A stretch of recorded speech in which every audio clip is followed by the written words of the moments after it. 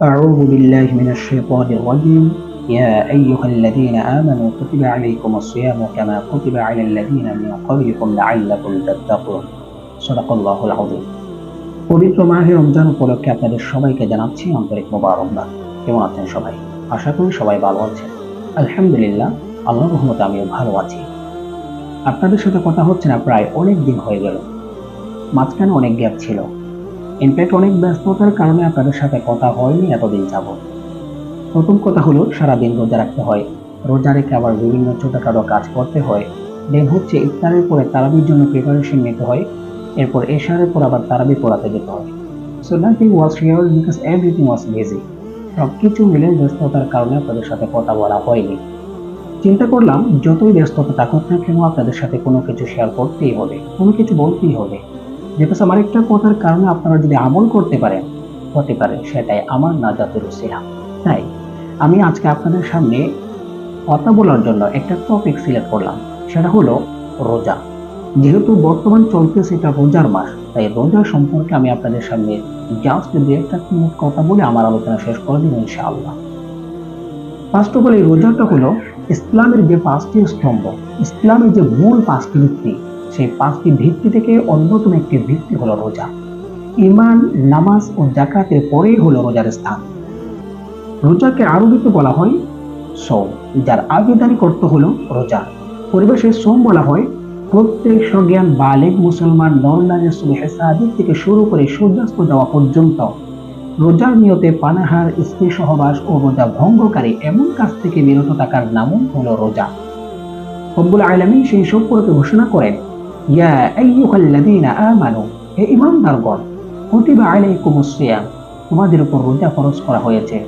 কামা কুতিবা আলাল্লাযীনা মিন ক্বাবলিকুম, যেমন ফরজ করা হয়েছিল তোমাদের পূর্ববর্তীদের উপর, লাআল্লাকুম তাত্তাকুন, যেন তোমরা মুত্তাকী হতে পারো। সো ইসলামের রোজার গুরুত্ব অনেক বেশি, অনেক বেশি। প্রত্যেক নেক আমলের নির্ধারিত সওয়াব বা প্রতিদান রয়েছে, যার মাধ্যমে আল্লাহ তাআলা আমলকারীকে পুরস্কৃত করবেন। But fasting is a completely different matter. কিন্তু রোজার বিষয়টি হলো সম্পূর্ণ আলাদা। বিকজ রোজার বিষয়ে আছে আল্লাহ তাআলার পক্ষ হতে এক অনন্য ঘোষণা। বিশিষ্ট হাদিস বর্ণনাকারী হযরত আবু হুরায়রা রাদিয়াল্লাহু তাআলা থেকে বর্ণিত, নবী করিম সাল্লাল্লাহু আলাইহি ওয়াসাল্লাম বলেছেন, কুল্লু আমাল ইবনে আদম ইউদাআফ আল হাসানাতু বিআশরি আমসালিহা ইলা 700 দি'ফ। মানুষের প্রত্যেক নেক আমলের প্রতিদান বৃদ্ধি করা হয়, একটি নেকির সওয়াব 10 গুণ থেকে নিয়ে 700 গুণ পর্যন্ত। আল্লাহু তাআলা, আল্লাহ তাআলা বলেন, ইল্লা সাওম, কিন্তু রোজা ছাড়া। রোজার বিষয়টি হলো আলাদা। ফা ইন্নাহু লি, কেননা তা রাখা হয় একমাত্র আমার জন্য। ওয়া আনা আজজি বিহি, এবং আমি নিজেই এর বিনিময় প্রদান করব। সুবহানাল্লাহ।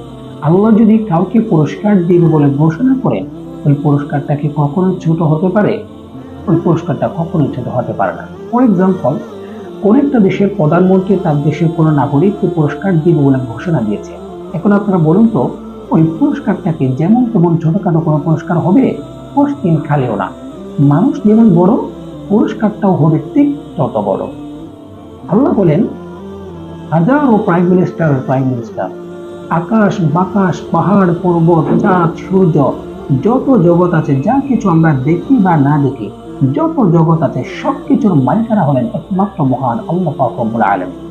সুতরাং সেই মহাবিশ্বের মহান স্রষ্টা মহান আল্লাহ পাক রব্বুল আলামিন যদি কাউকে পুরস্কার দিবে বলে ঘোষণা করেন, ওই পুরস্কারটা কোশ্চিনকালীন ছোট হতে পারে না। ওই পুরস্কারটা যে কত বড় হবে আল্লাহু আ'লাম, সেটা আল্লাহই ভালো জানেন। সুতরাং এই সমস্ত কাজগুলো করলে আমরা এরকম প্রতিদান পাবো, এটা হলো রোজার পুরস্কার। আবার এই রোজা রেখে যারা ভেঙে ফেলে, রোজার সাথে যারা অবমাননা করে, তাদের জন্য রয়েছে বড় হুঁশিয়ারি। রাসূল বলেন, আমি একদিন ঘুমিয়ে পড়লাম, ঘুমে কিন্তু আমি স্বপ্ন দেখলাম দুজন ব্যক্তি আমার কাছে আগমন করলো। তারা আমার কাছে এসে আমার বাহুদ্বয় ধরে আমাকে এক দুর্গম পাহাড়ের দিকে নিয়ে গেল।